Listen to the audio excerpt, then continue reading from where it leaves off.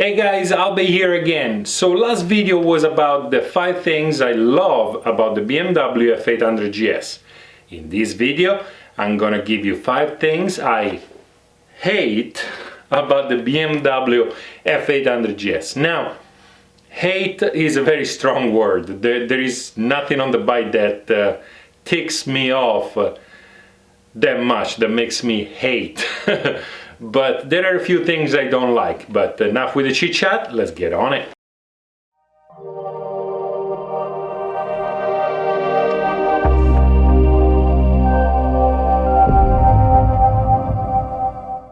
So among the things I hate about the BMW F800GS, it's the ABS. Now, the ABS works okay, it intervenes when it's supposed to, and is fairly easy to disengage. The only thing is, I would rather be able to engage and disengage the ABS on the fly without having to stop. Second of all, I wish they had the option for the rear ABS to be disengaged and the front ABS to stay on, like the Africa Twin, for example. I wish there was a dedicated button to actually disengage the ABS on the fly, because sometimes I'm driving on the street and I see a little trailing off on the side, and I just, on the spur of the moment, I just want to jump on it, but I need to stop and disengage the ABS, because otherwise I might not gonna be able to stop if I need to. I do know that by changing the riding mode to Enduro, the ABS works differently, but for the way I ride, I'd really rather have the ABS disengaged altogether. Let's move on to the next one. On the number 4 position, we have the windscreen.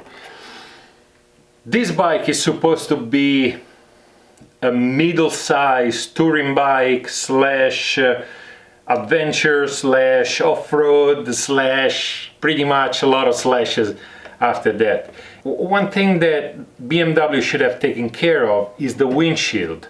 The OEM windshield, it's very short, there is pretty much no protection, and I understand it's made so that you don't hit the windshield when you move back and forth on the bike, but the fact that I can raise it or lower it on a bike this expensive, that leaves a bad taste in my mouth. So fortunately the aftermarket comes to the rescue, and I do know that there is the touring windscreen that you can choose from, which is taller than this, but nowadays this windshield should have been adjustable. I mean, I'm not buying a $5,000 adventure bike. I'm spending north of 13-14 grand. But anyway, let's move on. Number 3 spot goes to the instrument cluster. The instrument cluster is nearly hideous. It almost looks like the instrument cluster of my 1980s Vespa. I think it was the 80s. But this bike is not from the 80s. This is 2015. While everybody else started adopting LCDs, TFT screens or whatnot, we have that. It gives you all the information you need, other than for the fuel level, which I understand due to the size and shape of the tank, they couldn't quite give you an exact, so rather than give you an estimate, they opted to just give you from half a tank down. But come on guys, really? You could have done better. You've done better on some of the other bikes. So this is one of the things that I don't quite like about the F800GS. And as always, nitpicking, that's the key word here. But let's move on, let's see who got the 2 top spot on this list. Position number 2 of the things I hate about this bike is the exhaust. Obviously this exhaust is an aftermarket part, but that is testament of how much I dislike the OEM exhaust. The OEM exhaust, it's like a giant round blah.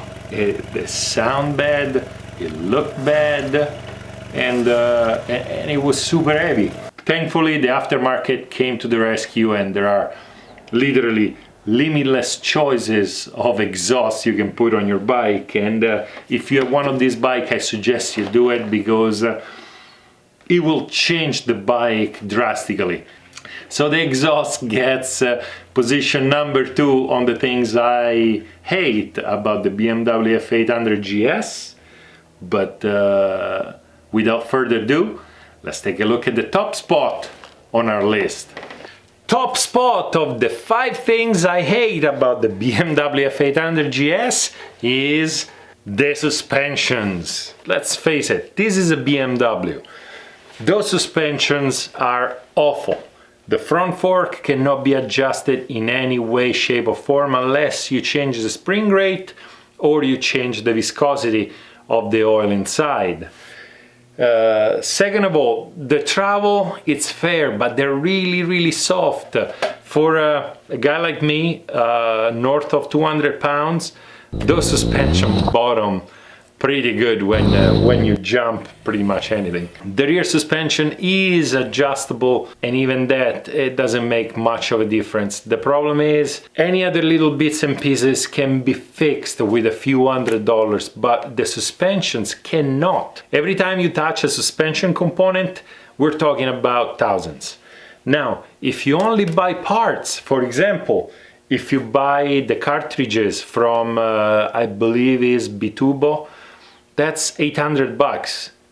Now, if you do the work yourself, great, you're gonna save some money, but you also gonna need oil. I would recommend at that point to change the seals. Since you're at it, things are gonna start adding up, and it's gonna be a very expensive mod.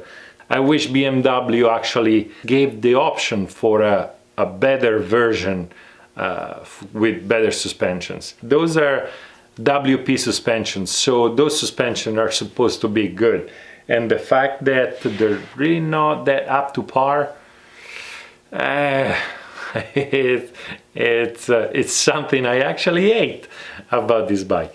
Now, I'm not saying that you buy the bike and all of a sudden you gotta go spend 2-3 grand to upgrade the suspensions. I'm just saying that if you push the bike, the suspensions are not keeping up, especially on the off-road when it comes to jumps and bumps and stuff. For the weight of the bike and the rider on it, they could have been better. So this is the top 5 of the things I hate, quotation mark, of my BMW F800GS. As I said over and over again, hate is a really strong word. It's more a dislike than actual full-on hatred. But for most of the things I don't like, there is an aftermarket fix. As a matter of fact, take a look in the description to see a few of the parts I added to the bike to compensate for those deficiencies. This is still a great bike. This is still worth every single penny I spend on it, and the joy and fun I got from this bike is priceless. So if you're in doubt about buying this bike, don't let those 5 things discourage you. It's still a great bike, it's still worth buying. As always, guys, if you like the video, like. Christmas is right around the corner. I don't know if it just passed or is coming up. I'm not really sure when this video is coming out, but be nice and subscribe. As always, dirt on, and I'll see you next time.